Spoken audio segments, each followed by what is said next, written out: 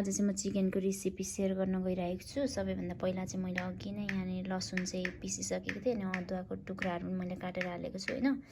मसला बनाउनु पर्नेछ अनि पिस्नु पर्नेछ। हामीले मेन इम्पोर्टेन्ट एकदम टेस्टको लागि चाहिँ हामीसँग यो एकदम स्पेशल हल्का पिरो पनि हुन्छ हैन, एकदम मिठो हुन्छ। यो चाहिँ तपाईहरुलाई कति क्वान्टिटी चाहिन्छ त्यति नै तपाईहरुले राख्न सक्नुहुन्छ।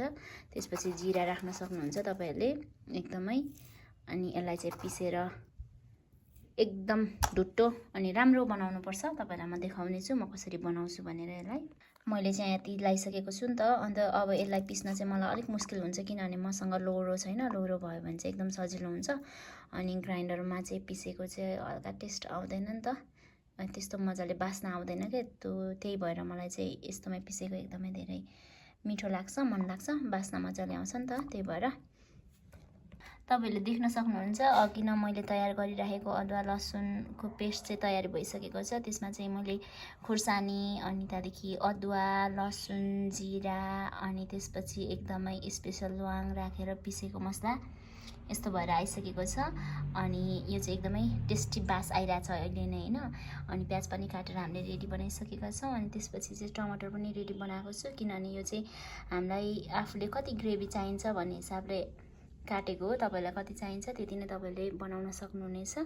अनि त्यसपछि चाहिँ चिकन चाहिँ हामीसँग यति छ। हामी चाहिँ दुईजना मात्र हो नि त, सो हामीले थोरै चिकन लिएर आएका छौँ। यो पनि लगभग हामीलाई बेसी हुन्छ है।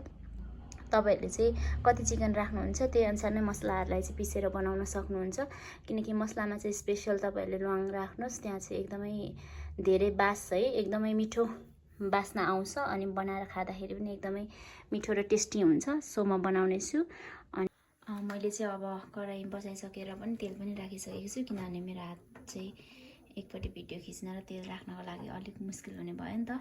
सो मैले राखिसकेको छु अनि यो चाहिँ तातिसकेको छ। र अब म यहाँनिर पहिला चाहिँ जिरालाई हल्का राख्नेछु। जिरा राखिसके पछाडि हल्का मेथी पनि राख्नेछु, यसले चिसो काट्छ। सो कतिलाई चाहिँ मन नपर्न पनि सक्छ हैन।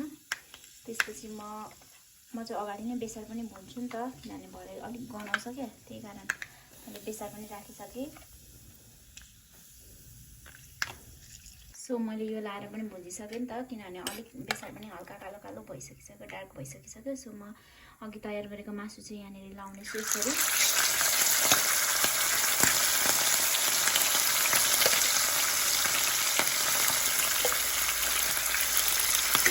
राम्रोसँग लगाइसकेपछि चाहिँ राम्रोसँग चलाउनु। यो तेलको मात्रा चाहिँ अलिकति बेसी राखेको छु किनभने यो चाहिँ रोस्ट हुनुपर्छ नि त। मजाले फ्राई भयो भने चाहिँ एकदम भरे मसलाहरू लगाएपछि ग्रेभी पनि राम्रो हुन्छ अनि टाँसिँदैन पनि, एकदम मिठो हुन्छ। सो मैले अलिकति बेसी मात्रामा तेल लगाएको छु। तपाईहरुले चाहिँ आफ्नो इच्छा अनुसारले तपाईहरुले राख्न सक्नुहुन्छ। कतिलाई चाहिँ अलिक धेरै तेलहरू चिप्लोहरू मन पर्दैन नि त। यो चाहिँ अब यतिको फ्राई भइसकिसक्यो नि त, तपाईहरुले देख्न सक्नुहुन्छ। यतिको फ्राई भइसकेपछि खानालाई पनि एकदम मिठो हुन्छ क्या, भरे राम्रो पनि हुन्छ नि त, लेटेक लेटेक हुँदैन। त्यही भएर राम्रो। त्यसपछि चाहिँ मैले प्याज अब यहाँ चाहिँ प्याज भुट्छु। अनि प्याज भुटिसकेपछि चाहिँ फेरि म मसलाहरू पनि लाएर एकचोटि मजाले भुट्छु। त्यसपछि मात्रै टमाटर लाएर ग्रेभी गर्ने बेला चाहिँ भरे नै मात्रै आउँछ मेरो। भुजिसक्यो नि त यो चाहिँ मैले प्याज चाहिँ यतिको भएको छ, हाम्रो ग्रेभी हुन्छ मजाले। मैले खराउनु चाहिँ खराइन प्याजलाई चाहिँ। त्यसपछि चाहिँ म अब तयारी गरेको हाम्रो स्पेसल मसला चाहिँ यहाँनिर एड गर्न गइरहेको छु। यो चाहिँ यसलाई चाहिँ म राख्नेछु। टमाटर चाहिँ केही छिन पछाडि राख्नेछु। यो राखिसकेपछि चाहिँ म फेरि धुलो केही मसला अरू मसलाहरू पनि राख्नेछु। यसलाई चाहिँ लाएर मजाले भुट्ने, मजाले चलाउने ताकि यो सबै पिसहरूमा चाहिँ मजासँगले राम्रोसँगले लाग्न सकोस् भनेर हैन। यसलाई यो लगाइसकेपछि हामीसँग भएको जो पनि तपाईँको किचनमा छ नि त, किचनमा भएको मसलाहरू धुलो पाउडरहरू खुर्सानीहरू कति तपाईँलाई चाहिने हो त्यो मात्रामा तपाईँले राख्न सक्नुहुन्छ।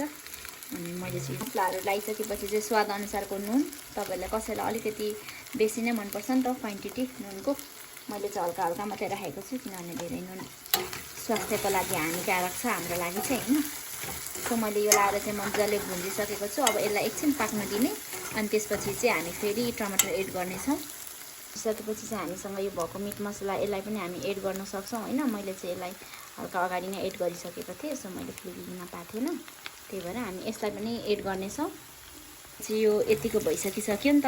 अब चाहिँ मजाले यो पाकेर पनि लगभग तयार भइसकिसक्यो। सो ग्रेभी गर्नको लागि चाहिँ म टमाटरलाई एड गर्नेछु, अघि नै हामीले काटेको राखेको टमाटरलाई एड गरेर राम्रोसँग भुज्नेछु। अनि यो टमाटर एकदम मजाले पाकेपछि यो चाहिँ हाम्रो यस्तो भइसकिसक्यो नि त। अहिले चाहिँ यसलाई चाहिँ भुन्जेर मजाले चलाएर चाहिँ हाम्रो टमाटर पनि मजाले पाकेर ग्रेभी चाहिँ एकदम राम्रो भइसकिसक्यो। टेस्ट नै एकदम मिठो बास आइरहेछ। सो अब मैले थोरै पानी राख्नेछु यहाँनिर चाहिँ होइन, थोरै ग्रेभी राख्नेछु, त्यस्तो बेसी पनि होइन, किनभने हामीसँग दाल अलरेडी छ। सो थोरै मात्रै ग्रेभी राख्नेछु अनि यसलाई एकछिन सुकाउनेछु। सो त्यसपछि चाहिँ हामी खानेछौँ। एकदम धेरै टेस्टी हाम्रो रेसिपी चाहिँ तपाईँहरूसँग मैले सेयर गरेको छु। तपाईँहरू पनि यसरी नै बनाएर खान सक्नुहुन्छ है त।